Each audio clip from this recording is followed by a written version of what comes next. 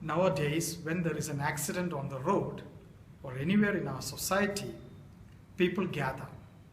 People gather for various reasons.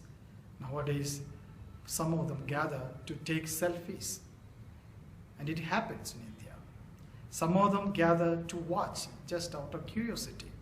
Perhaps there may be a few good Samaritans to see to the need of the victim. Something similar happens on the Good Friday. Under the cross, there were different categories of people for different motives and different purposes. The first category, people of apathy. Who are these apathetic people? They were mostly soldiers or passers-by. They were indifferent to the suffering Jesus and dying Jesus.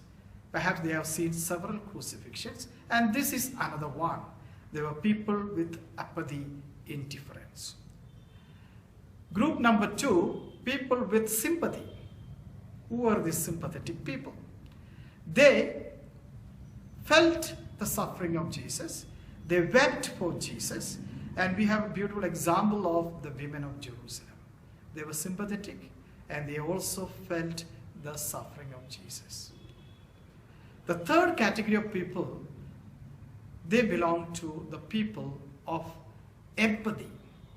Who were these empathetic people? There were very few under the cross. We could only identify 2 of them, perhaps. Mother Mary and the beloved disciple John. They were not just feeling people, they entered into the suffering of Jesus and shared in his sufferings. Not by standing there, they walked with Jesus.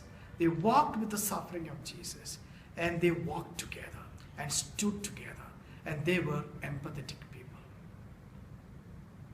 Incidents happen even today. Sufferings happen even today. Death happens even today.